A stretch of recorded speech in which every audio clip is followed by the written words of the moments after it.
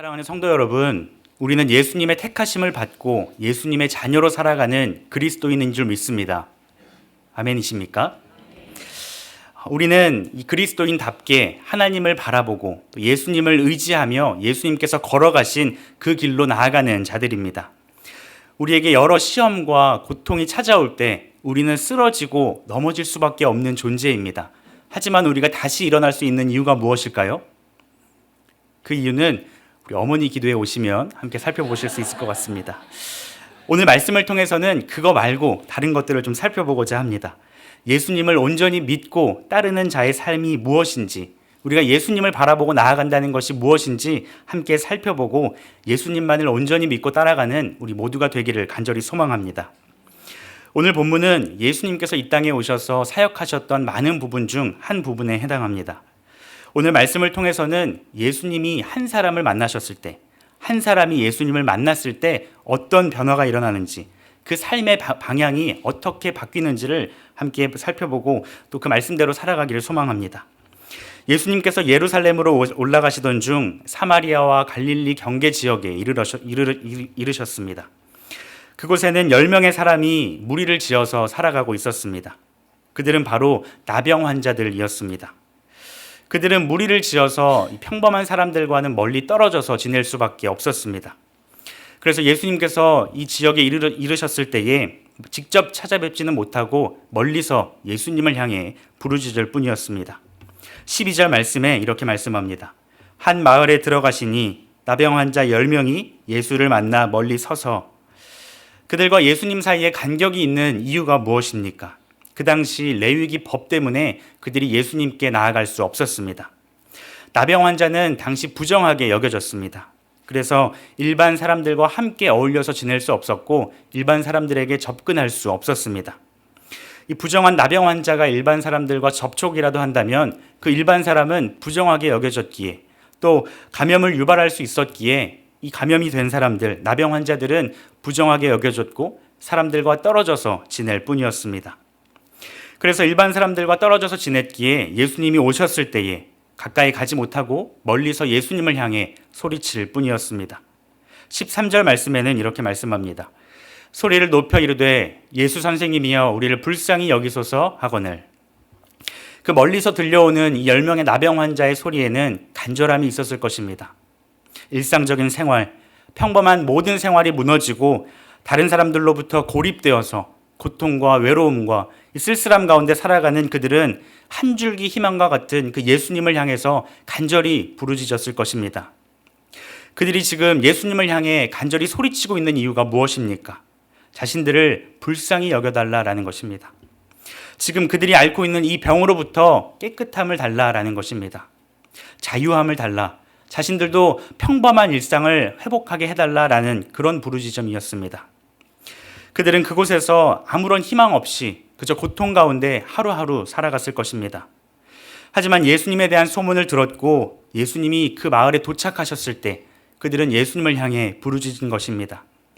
예수님이라는 사람이 동네를 다니시면서 병든 자를 고치신다더라, 아픈 사람들을 고치시고 심지어는 죽은 사람까지도 살리신다더라, 우리가 그 예수님을 만나면 어쩌면 우리도 나음을 받을지 모르겠다 라는 그 희망을 가지고 예수님을 향해 소리쳤습니다.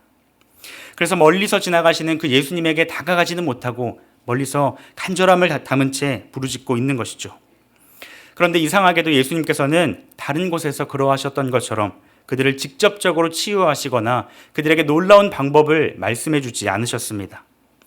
이전에 예수님께서는 많은 병자들을 찾아다니시면서 고치셨습니다. 백부장의 종을 고치실 때는 백부장의 믿음을 칭찬하시면서 너의 종이 나음을 받았다라고 말씀하셨습니다. 또 과부의 아들을 살리실 때는 예수님께서 찾아가셔서 직접 손을 대시며 일어나라 라고 말씀하셨습니다. 병을 앓고 있는 사람들이 예수님의 놀라운 말씀에, 그 놀라운 방법에 깨끗함을 입었고 죽은 자가 살아났습니다. 그런데 지금 이 나병을 앓고 있는 사람들도 그런 모습을 기대했을 테지만 예수님께서는 전혀 다른 말씀들을 하십니다. 예수님께서 하신 말씀이 무엇입니까? 14절 말씀에는 이렇게 말씀하십니다. 보시고 이르시되 가서 제사장들에게 너희 몸을 보이라. 그들은 어떤 특별한 방법으로 예수님께서 말씀하실 것을 기대했을 것입니다. 하늘에서 천사가 내려오거나 하늘에서 강렬한 빛이 내려서 자신들의 몸을 깨끗하게 해줄 어떤 그런 놀라운 방법들을 기대했을지 모릅니다. 또는 예수님께서 찾아오셔서 너희 몸이 깨끗함을 입었다, 그러니 이제 제사장에게 가라 라고 말씀하시는 그런 것들을 기대했을 것입니다. 하지만 지금 예수님이 말씀하시는 바가 무엇입니까? 제사장에게 가서 몸을 보이라 라는 것입니다. 당시 나병 환자가 제사장에게 가서 몸을 보이는 경우는 두 가지 경우입니다. 먼저는 이 병이 피부에 번지기 시작할 때 제사장에게 가서 몸을 보여주었고, 또 다른 한 경우는 몸이 깨끗하게 나았을 때 보여주는 경우였습니다. 오늘 본문의 나병 환자들은 이미 나병 환자로서 여겨져 있었기에 예수님께서 말씀하신 것은 깨끗함을 입은 뒤 제사장에게 가서 몸을 보이라라는 명령이셨습니다. 이러한 상황은 너희 몸이 깨끗함을 입었기 때문에 일반인들과 함께 어울릴 수 있는 그런 상태가 되었다라는 것을 확증하는 경우입니다. 그런데 예수님께서는 지금 아무런 치료도 하지 않으신 채 그저 가서 제사장에게 가서 몸을 보이라라고 말씀하실 뿐입니다. 그런데 놀라운 것은 무엇입니까? 그들이 기대했고 그토록 간절히 원했던 그 치료가 제사장에게 가는 도중에 일어났다라는 것입니다. 그들은 변화를 받은 후에 순종의 길에 들어선 것이 아니었습니다. 순종의 길에 들어서자, 하나님의 말씀대로 순종하자 그 놀라운 기적이 자신들에게 일어나고 있는 것을 경험하고 있는 것입니다. 예수님의 말씀 가운데 그들이 의심하고 아무런 변화도 움직임도 하지 않았다면, 아무런 행동도 취하지 않았다면 그들은 어떤 변화도 받지 못했을 것입니다. 예수님에 대한 소문을 우리가 들었지만 예수님에 대한 소문이 거짓이었구나, 우리에게 어떤 놀라운 방법을 말씀해 주실 것 같았고 우리에게 그 놀라운 기적으로 깨끗하게 해주실 것 같았는데 그저 제사장에게 가서 몸을 보이라니 모든 소문들이 다 헛것이구나, 지금도 나는 온몸이 간지럽고 피가 나고 아파 죽겠는데 나는 가지 않겠다, 그냥 여기서 하루하루 버티면서 살겠다 라고 했다면 그들은 아무런 변화도 경험하지 못했을 것입니다. 하지만 어떠합니까? 그들은 예수님의 말씀 가운데 움직이기 시작했습니다. 움직이는 그 몸에 변화가 일어나기 시작했습니다. 그들은 예수님을 붙잡았고 그 붙잡은 말씀을 가지고 제사장에게 나아가고 있습니다. 제사장에게 걸어가는 그 길 가운데 그들은 어떤 생각을 했을까요? 여러 생각들이 있었겠지만 그럼에도 그들이 붙잡았던 것은 예수님에 대한 말씀이었을 것입니다. 사랑하는 성도 여러분, 오늘 우리의 삶이 이러한 삶이 될 수 있기를 간절히 소망합니다. 우리는 매주일 목사님을 통해서 말씀을 듣습니다. 그리고 매일의 삶에서 성경 읽기와 큐티를 통해서 하나님께서 나를 택하시고 나를 인도해 가고 계시는구나 라는 것을 말씀을 통해 깨달았을 것입니다. 그러면 우리의 삶의 모습이 어떠합니까? 주님, 제가 주님 말씀대로 살겠습니다.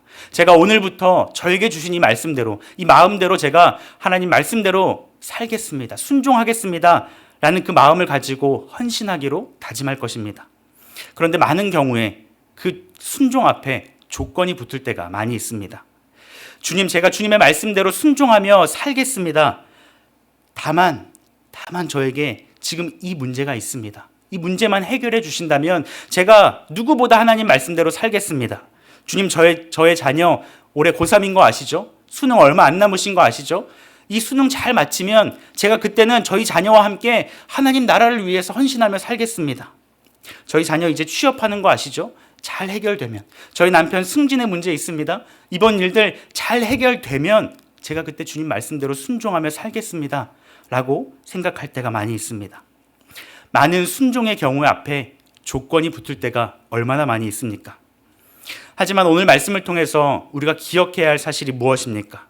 놀라운 기적은 언제 일어났습니까? 말씀을 받아들이고 그 말씀에 온전히 순종하여서 우리가 움직이기 시작할 때 변화가 나타났다라는 것입니다. 비록 그 말씀이 우리의 생각과 경험으로는 받아들이기 힘든 말씀이라 하더라도, 주님, 세상은 우리가 그렇게 살아간다면 바보라고 욕할 것이고 늦춰졌다라고 얘기할 것입니다. 남들은 손가락질 할 것입니다. 라는 그러한 말씀일지라도 우리가 그 말씀에 온전히 순종하여서 우리가 움직이기 시작할 때 우리는 놀라운 기적을 경험하게 될 것입니다. 우리 삶에 나타나는 어떤 놀라운 변화의 여부에 따라서 하나님의 말씀에 순종하는 것이 아니라 하나님께서 우리에게 말씀하실 때 그저 겸손하게 순종하는 우리 모두가 되기를 간절히 소망합니다. 그럴 때 우리 삶에 역사하시는 하나님의 놀라운 그 기적을 우리의 삶 속에서 경험할 수 있습니다. 주님께서는 우리를 그 놀라운 방식으로 인도해 가실 것입니다. 오늘 본문의 나병 환자들이 예수님의 말씀에 순종하여 그 길을 떠났고 그 길에서 치유가 일어났습니다. 그래서 그들은 제사장에게 가서 깨끗한 몸을 보일 수 있었습니다. 이야기는 여기서 끝이 났지만 오늘 본문은 여기서 끝나지가 않습니다. 사실 오늘 본문을 통해서 주님께서 우리에게 들려주시는 이야기의 핵심은 이 뒷부분에 나타난다 할 수 있습니다.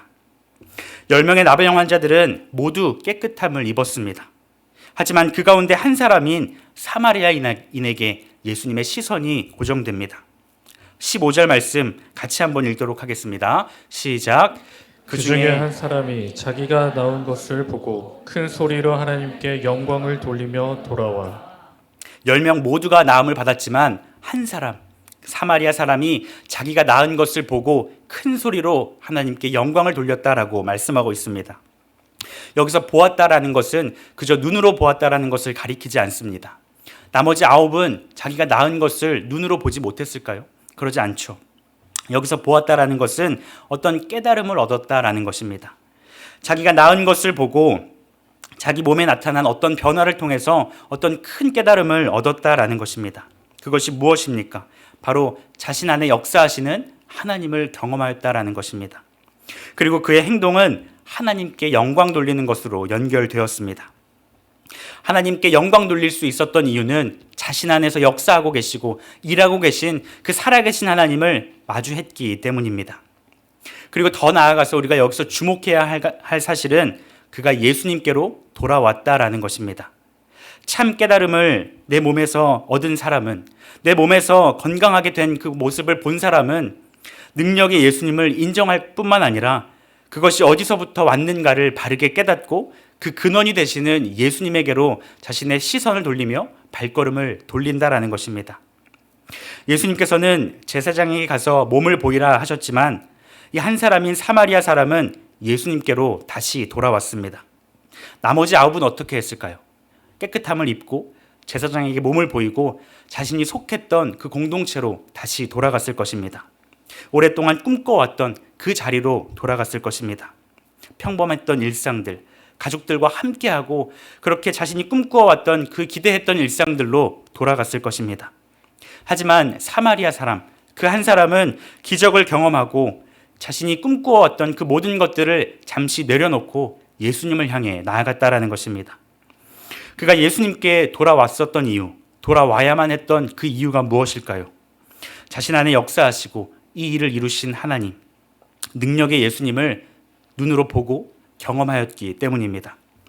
그는 이후의 삶에서 힘들고 어려운 문제를 만났을 때 나는 이 문제를 해결할 힘이 없어. 하지만 나를 고치시고 나에게 힘 주시고 능력 주시는 그 예수님으로 말미암아 나는 다시 살아날 수 있고 다시 일어날 수 있고 이 문제를 예수님 안에서 해결할 수 있어 라는 그 생각으로 살아갔을 것입니다.